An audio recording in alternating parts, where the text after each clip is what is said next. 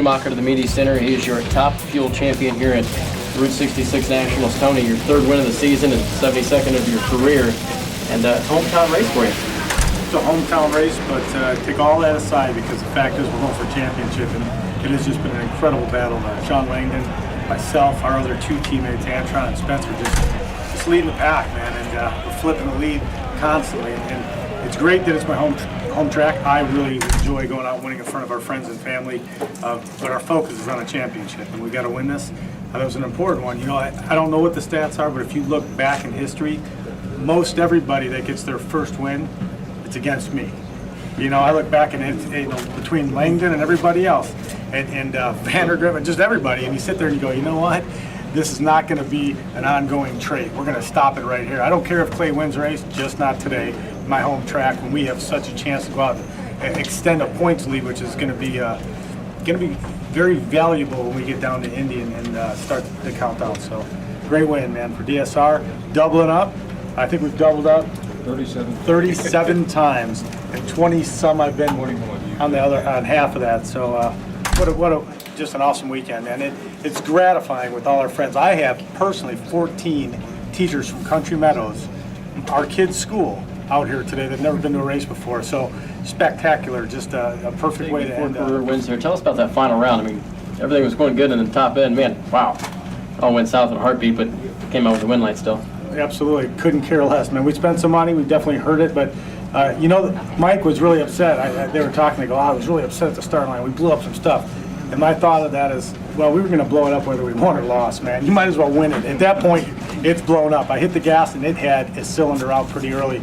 And it just, you know, what happens, you're trying to make a car go down a racetrack on 7 cylinders and it gets lean and it just murders itself. But when it blew up, it actually, I'm so thankful that we have that canopy on that car, because that concussion would have been 10 times worse without it. Matter of fact, last year here was the last time I had experienced that. We had a big bang, and I was hurt a lot worse, a lot sore. I mean, I'm definitely going to feel it tomorrow, but I felt it last time for a lot longer. That canopy is a savior, and I think people that don't have it on their car need to think about it, because it is a blessing to have it on there, man. When things are flying and parts are coming off the car, we're not smart enough to stop. We're not going to take our foot off it. That wind light's not on yet. We're staying in it. So surround yourself with the best equipment, and you know, got to thank my dad, Mike Green, and all the people that make that possible and fought for that. How's your back going to influence you next week and moving forward? I mean, perfect. I got a phenomenal chiropractor. I drive an 8,000 to 10,000 horsepower car. He's like my best friend. Drink plenty of water. Drink a lot of water and stretch. You know, I stretch. We go out, and before this morning started, I get up in the morning and I tell all the kids, and I do hundreds of speeches here, and I said, look, over prepare and go with the flow. And I love that expression, but you know, this is a test. And I wasn't the best in high school tests. I wish I could go back and do it again, because I've learned how to prepare for this test. At the end of the day, when the teachers are gone and no one's there to give you an A or a B, it's a win light. It's an A or a B. And learning to prepare, which for me is eating healthy, stretching, getting ready for that, for what it's going to take to win a 3.5 second race by inches. And that's what we did. You know, over and over, we're going to see that throughout these years. The races are getting tighter, the competition's getting better, and we are responsible for that. We go out, and for a long time, we were such a good car by itself that now the crew chiefs have left, brought that tune-up to different places, and there's 10 cars with pretty similar tune-ups in these cars. We all run fairly equal. You just got to look at the qualifying. There were cars out there that were brutal. So to win is going to take a machine, a car, a group of people that are so good that we can fine-tune it to win by. I tell you, it was with fourth career win here, but Don, overall as a team, it's your 210th career win as Don Schumacher Racing, and obviously that's a big number. It's an incredible number. I really don't count. My PR staff comes and tells me afterwards, and we just keep working away at it. I'm blessed with the teams I have and the people that work for me and the people that drive for me. They're the champions out here. I'm fortunate to be able to surround myself with them, and I'm fortunate to be able to have the sponsors to support all of these teams and go out here. And so definitely a good weekend for Don Schumacher Racing with 2 wins in Top Fuel, Funny Car, and Dragster. Once again, congratulations, guys. Points leads on both sides.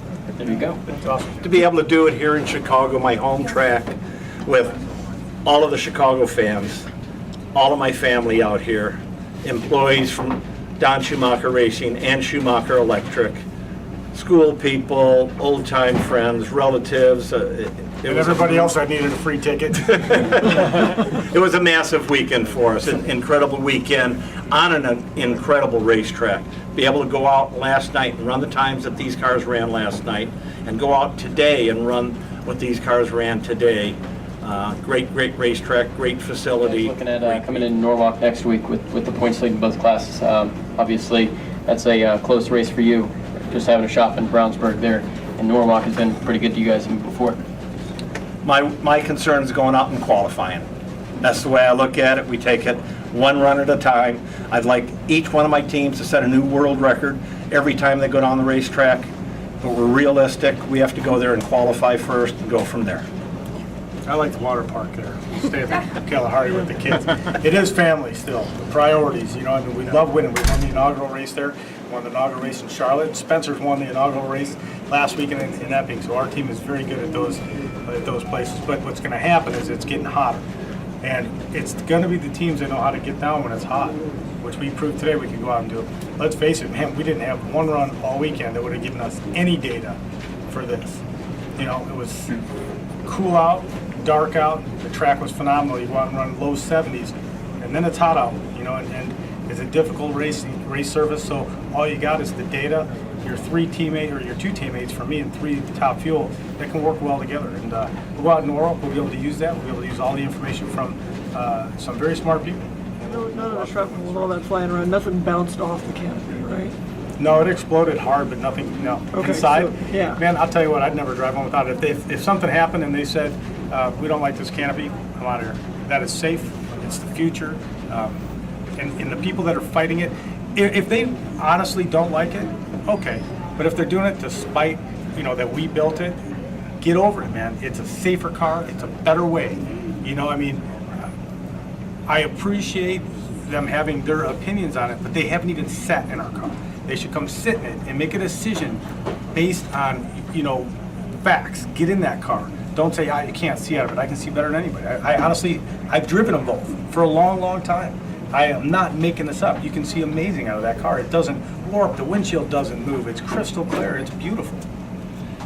The other thing, were the teachers the ones you were up in the stands with last night? Oh, I had a blast. Friday, went up in the stands. Bad idea, by the way. A lot of people up there, but it was fun, you know. I walked up there and I had my fire suit on. I should have one of them little nose things and got different, whatever. But it was great.